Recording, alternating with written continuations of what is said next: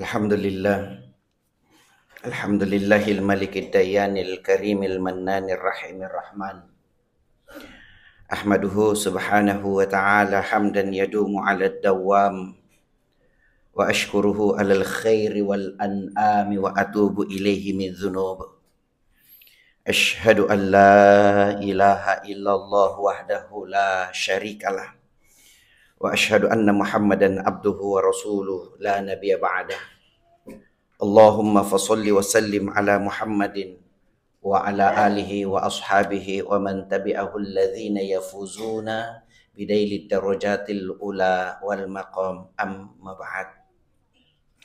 Ayuhal muslimun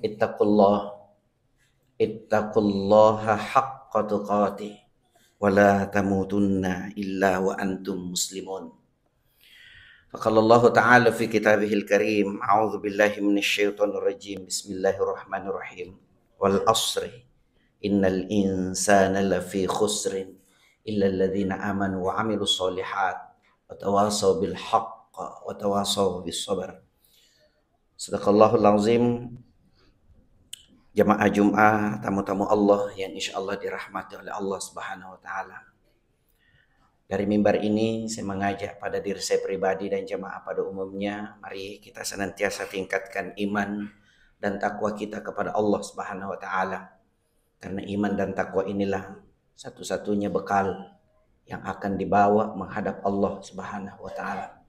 Mau tidak mau, suka tidak suka, rela atau tidak rela, pasti kita akan menghadap kepada Allah. Sebaik-baik bekal yang kita akan bawa adalah iman dan takwa kepadanya.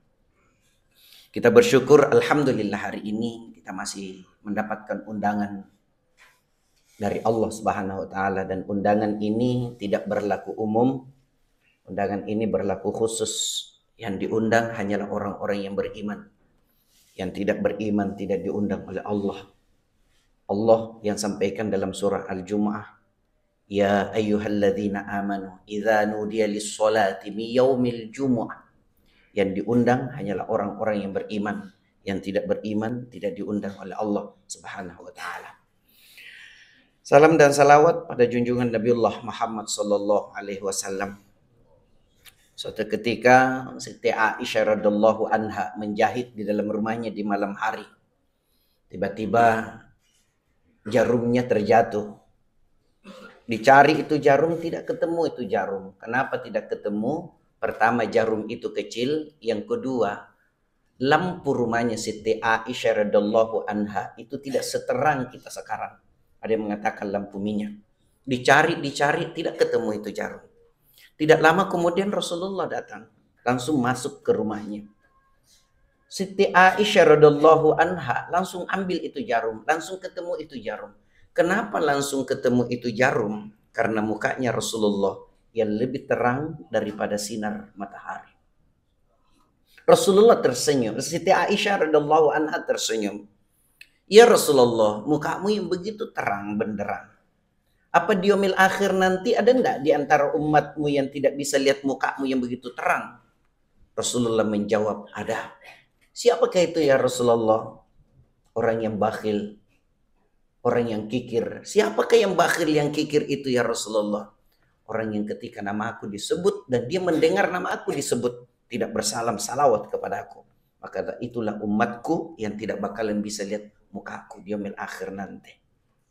Oleh karena itu jamaah dimuliakan Allah, setelah kita mengetahui ketika nama Rasulullah sallallahu alaihi wasallam disebut, kita bersalam salawat kepadanya. Insyaallah di yaumil akhir nanti kita akan dapat syafaat dari Rasulullah sallallahu alaihi wasallam. Jamaah Jum'ah, tamu-tamu Allah yang insya Allah dirahmati oleh Allah Subhanahu wa taala. Dalam sebuah hadis qudsi, Nabi Musa pernah bertanya kepada Allah. Jadi Nabi Musa, Pak, kita kenal kalimullah, bisa dialog langsung dengan Allah. Beberapa tahun yang lalu itu di Goa, Pak. Minta maaf ini saya cerita sedikit. Di Goa ada orang yang pernah ngaku-ngaku sudah pernah ketemu dengan Allah, bahkan katanya sudah pernah salaman dengan Allah. Sampai dia mengatakan, saya sudah pernah ketemu, bahkan sudah pernah salaman dengan Allah. Karena saya tidak mau cuman dengar kabar-kabar dari mulut ke mulut, makanya saya hadir pengajiannya. Sampai dia mengatakan seperti itu. Saya bilang begini, Ustadz, istighfar ki dan taubat ki Ustadz. Nabi Musa saja nyata-nyata dekat dengan Allah, bisa dialog dengan Allah, sampai Nabi Musa pernah ngomong begini kepada Allah. Ya Allah, bukan saya tidak yakin kepadamu, saya yakin ya Allah. Tapi untuk lebih meyakinkan, ku perlihatkan wujudmu. Allah mengatakan tidak bakalan kau bisa lihat wujudku. Kalau kau tidak percaya Musa, pejamkan matamu, baru buka lihat ke timur. Itu dalam Al-Quran Pak ada. Begitu Nabi Musa buka matanya lihat ke timur, itu Nabi Musa pingsan. Kenapa pingsan? Melihat gunung berlarian berhamburan saking takutnya kepada Allah. Ada beberapa ulama mengatakan itu baru kabar. Kalau Allah mau turun ke gunung, itu sampai gunung hancur lebur lari terbirit-birit Pak. Tuh, itu baru kabar kalau Allah mau turun. Kira-kira bagaimana kalau Allah jadi turun?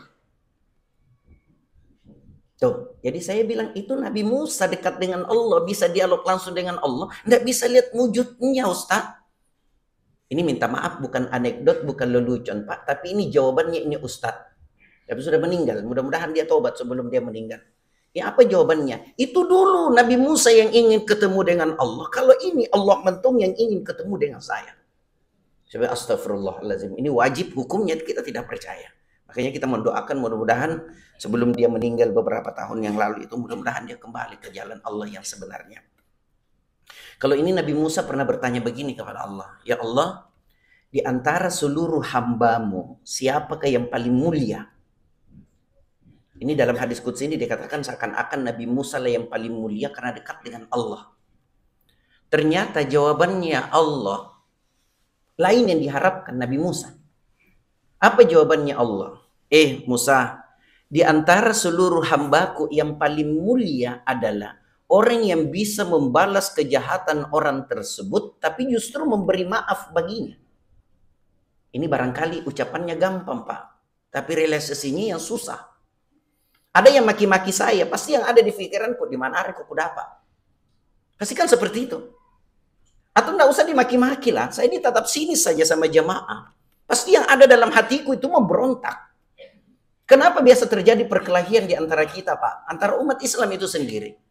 Karena muncul emosi, muncul dendam.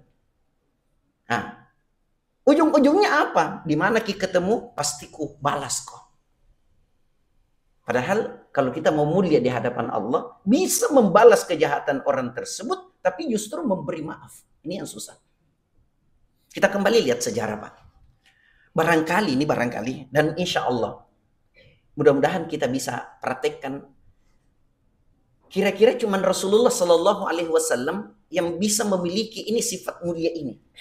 Karena Rasulullah bisa membalas kejahatan orang tersebut, tapi justru memberi maaf. Kita ambil sejarahnya. Ada salah seorang pendeta Yahudi, namanya Zaid bin San'ah, yang terkenal waktu itu di Madinah. Waktu itu di Madinah, musim paceklik datang. Kurma susah, gandum juga susah. Tiba-tiba ada kepala suku dari kampung sebelah datang kepada Rasulullah. Ya Rasulullah, di kampung sebelah, wargaku di sebelah, itu kehabisan bahan makanan ya Rasulullah. Takut kalau ini berkelanjutan, bisa-bisa dia pindah keyakinan. Datanglah Zaid bin San'ah kepada Rasulullah. Ini pendeta Yahudi. Muhammad, sudilah kiranya saya memberikan pinjaman kepada engkau 20 sak kurma. Rasulullah mengatakan kalau engkau sudi, saya akan terima. Supaya wargamu di kampung sebelah itu tidak kelaparan. Dikasihlah pinjam dengan perjanjian tanggal sekian dibayar. Singkat cerita, Rasulullah membawakan pengajian di dalam Masjid Nabawi. Sementara membawakan pengajian, ceramah Rasulullah, yang hadir waktu itu Abu Bakar As-Siddiq, Umar bin Khattab, Ali bin Abi Thalib, Utsman bin Affan, dan sahabat-sahabat lain itu hadir. Tiba-tiba ini Zaid bin San'ah, yang si pendeta Yahudi ini, langsung jili-jili masuk di dalam masjid, tanpa tabek-tabek, nah injak-injak sahabat-sahabat, langsung pergi nah cekek lehernya Rasulullah. Nah cekek lehernya Rasulullah. Itu Rasulullah kan punya imamah, yang surban itu yang ada lebihnya sedikit itu turun, itu yang dipakai cekek. Apa kata Rasulullah? Rasulullah tersenyum, Rasulullah tidak marah Pak. kata Rasulullah, si Yahudi, ada apa kerangan? Nabi bilang, Muhammad, kamu punya utang kurma sama saya 20 sak. Kamu harus bayar sekarang. Apa kata Rasulullah? Kamu belum jatuh tempo. Nabi bilang, iya. Belum jatuh tempo, tapi saya tahu. Suku Quraisy itu kalau punya utang, pasti tunda-tunda pembayarannya. Begitu ku baca ini hadis, ku bilang, jangankan suku Quraisy. Bugis Makassar saja. Biasa kalau punya utang, biasa kalah sembunyi mantongi. Dia bilang, kamu belum jatuh tempo. Dia bilang, tidak, bayar sekarang. Ini Umar bin Khattab, kita tahu bagaimana bengisnya dulu itu sebelum memeluk agama Islam. Itu Umar bin Khattab. Sampai berdiri Umar bin Khattab mau cabut pedangnya. Apa kata Umar bin Khattab? Ya Rasulullah, izinkan kepada saya, ku penggal ini lehernya si Yahudi, ku pisahkan kepalanya dengan badannya. Itu Umar bin Khattab, jangankan manusia takut, Pak. Iblis saja takut sama Umar bin Khattab. Sampai sebelum memeluk Islam itu Umar bin Khattab pernah ada orang datang peleng sampai mukanya di belakang, Pak. Itu saking kuatnya Umar bin Khattab. Apa kata Rasulullah kepada Umar bin Khattab? Umar, duduk. Ini bukan urusanmu, tapi urusanku. Duduk. Ada apa sih Yahudi? Nah bilang, kamu punya utang kurma, kamu harus bayar sekarang. Apa kata Rasulullah? Oke, Umar, saya perintahkan engkau ke Baitul Mal, ambil 20 sak kurma, tambah 20 sak kurma lagi. Nah bilangnya Rasulullah, 20 sak kurma itu kan utangmu. Kenapa ada lagi 20 sak? Nah bilang, tidak, kudenda kok, karena mau penggal lehernya si Yahudi. Ini kalau bahasa Hatta bilang, kita tuh kubela ya Rasulullah. Ini kalau bahasa Hatta, Pak. Tapi kan Rasulullah tidak seperti, kudenda kok, karena kau mau penggal lehernya si Yahudi. Berangkatlah Umar bin Khattab ke Baitul Mal, kasih masuk 20 sak kurma. Ini si Yahudi, si Zaid bin San'a ini ikuti Umar bin Khattab. Apa kata Zaid bin San'a? Umar, dengarkah? Nah bilang, saya tidak mau dengar engkau. Seandainya Rasulullah izinkan, selesai mako. Pisah mi kepalamu dengan badan. Nah bilang, dengarkah dulu, tidak mau kenalikah? Nah bilang, saya tidak mau kenal siapa kau. Nah bilang, saya ini Zaid bin San'a. Nah bilang, oh, kau itu si pendeta Yahudi ya? Nah bilang, iya. Umar, dengarkah? Itu dalam kitab Taurat, saya sudah khatam baca itu berkali-kali. Ciri-ciri kenabian itu dalam kitab Taurat ada sama Muhammad. Tinggal satu yang saya belum dapatkan. Dan hari ini saya sudah dapatkan. Nah bilang, apa itu? Nah bilang, kasih sayangnya mengalahkan emosinya. Kasih sayangnya mengalahkan emosinya. Siapa yang tidak marah kalau dicekek lehernya? Kau saja, Muhammad saja dicekek, nah kau emosi. Apalagi kalau kau yang dicekek. Tapi karena ciri-ciri kenabian ada sama Muhammad. Hari ini saya sudah dapat. Siapa yang tidak marah kalau dicekik lehernya, wahai Umar? Siapa yang tidak marah? Dengarkah, wahai Umar? Asyhadu an la ilaha illallah wa asyhadu anna Muhammadar Rasulullah. Masuk Islam karena akhlaknya Rasulullah yang begitu mulia. Ya, Rasulullah bisa membalas kejahatan orang tersebut. Gampang saja. Satu kali saja kok di Umar bin Khattab ambat itu, selesai ini pendeta Yahudi. Tapi karena kasih sayangnya mengalahkan emosinya. Sampai Rasulullah Shallallahu Alaihi Wasallam memaafkan orang tersebut. Makanya satu-satunya manusia yang Allah puji dalam Al-Quran sepengetahuan saya, Pak. Dalam surah Al-Qalam, wa innaka la'ala khuluqin azim. Muhammad, engkau lah yang paling mulia akhlaknya. Jadi mudah-mudahan kita termasuk di dalamnya bisa memiliki akhlak Rasulullah. Sedikit saja akhlak Rasulullah kita miliki. Kita mulia di hadapan Allah Subhanahu wa ta'ala. Yang kedua pertanyaannya Nabi Musa, ya Allah, di antara seluruh hambamu, siapakah yang paling bertakwa? Seakan-akan dikatakan Nabi Musa yang paling bertakwa karena dekat dengan Allah. Tapi minta maaf, Abu Bakar As-Siddiq juga pernah bertanya begini, hampir sama ini pertanyaannya, hampir sama.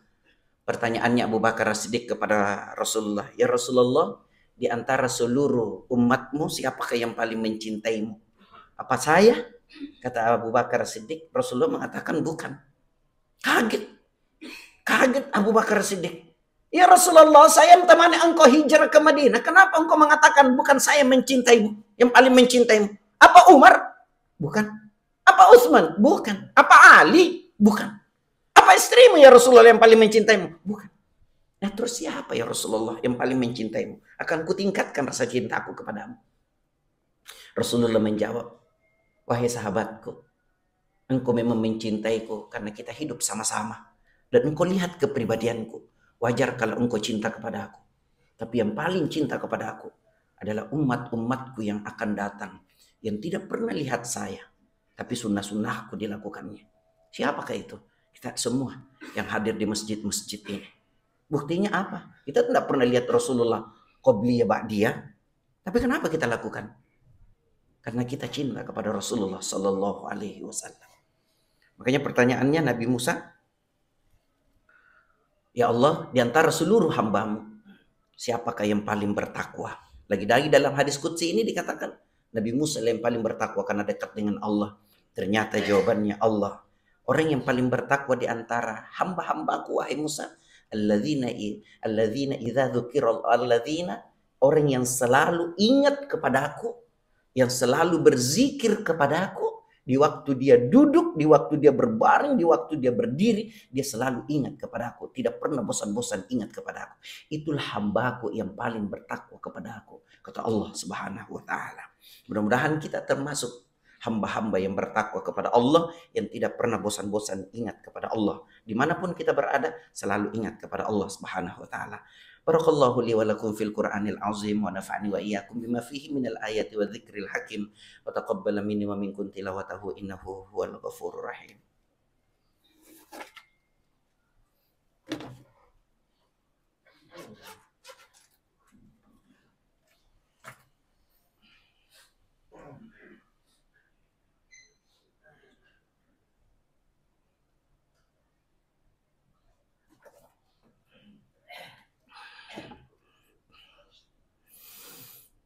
Alhamdulillah. Alhamdulillah hamdan katsiran kama amara. Wa asyhadu an la ilaha illallah wahdahu la syarikalah irghaman liman jahada bihi wa kafar. Wa asyhadu anna Muhammadan abduhu wa rasuluh sayyidul insi wal bashar. Allahumma salli wa sallim ala Muhammadin wa ala alihi wa sahbihi mattasalat ainun binazar wa udhunun bi khabar. Wattaqullaha ta'ala wa dzarul fawahish. Amma ba'd. Faya ayuhan nas wa hafizu ala ta'atin wa huduril jum'ati wal jama'ah ma zahar wa ma batan wa thaniya bil malaikati kudus wa'lamu anna Allah amarakum bi amrin bada'a fihi bi nafsihi faqala ta'ala wa lam yazal qailan alima inna Allah wa malaikatahu yusalluna 'alan nabi ya ayyuhalladzina amanu sallu alaihi wa sallimu taslima.